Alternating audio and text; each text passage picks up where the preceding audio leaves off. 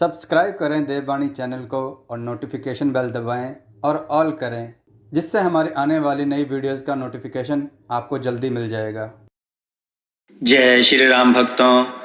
दोस्तों, ये कथा बहुत ही मार्मिक है, बहुत ही ध्यान से सुने और विचार कमेंट में जरूर दें। लाइक करना तो बिल्कुल ना भूलें। चलिए कथा की ओर चलते हैं। आज की कथा है बूढ़ा मछुआरा और दो व्यक्तियों की मेहनत। आइए कथा श्रवण करें। दोस्तों, अगर हरि कथा में मन नहीं लगता तो समझ लेना कि पाप ज्यादा हैं। तुलसीदास जी महाराज ने कहा है, तुलसी पूरब पाप ते हरि चर्चा न सुहात, जैसे ज्वर के जोर से भूख विदा हो जात। अर्थात जब बुखार का जोर होता है तो अन्न अच्छा नहीं लगता, उसको अन्न में भी गंध आती है। जैसे भीतर में बुखार का जोर होता है तो अन्न अच्छा नहीं लगता, वैसे ही जिसके पापों का जोर ज्यादा होता है वह भजन कर नहीं सकता।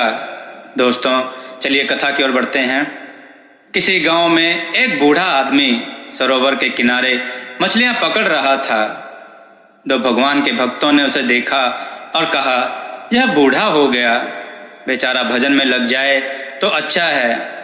उससे जाकर कहा कि तुम भगवान नाम उच्चारण करो, तो उसे भगवान नाम आया ही नहीं। वह मेहनत करने पर भी सही उच्चारण नहीं कर सका। कई नाम बताने के बाद में अंत में होरे होरे करने लगा।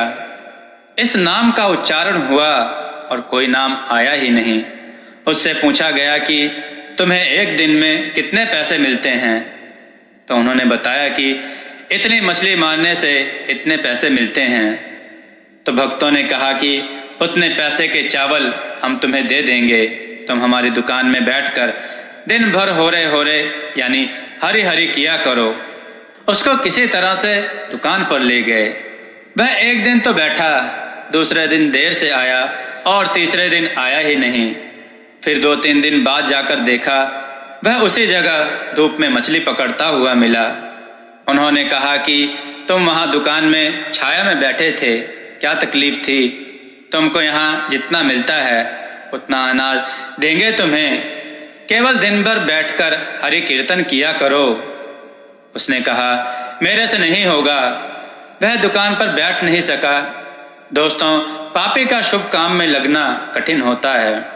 इसलिए साधु महात्मा कहते हैं कि जो भाई सत्संग में रुचि रखते हैं, सत्संग जाते हैं, नाम लेते हैं, जप करते हैं, उन पुरुषों को मामूली नहीं समझना चाहिए। वे साधारण आदमी नहीं, वे भगवान का भजन करते हैं, शुद्ध हैं और भगवान के कृपा पात्र हैं। दोस्तों, आपको यह कथा कैसी लगी? अपने विचार और सुझाव कमेंट में जरूर दें। हमारी कथाओं को लाइक करें, हमारे चैनल को सब्सक्राइब करना ना भूलें। हमारी कथाओं को शेयर जरूर करें, जिससे लोगों को अच्छा ज्ञान प्राप्त हो। जय श्री राम भक्तों।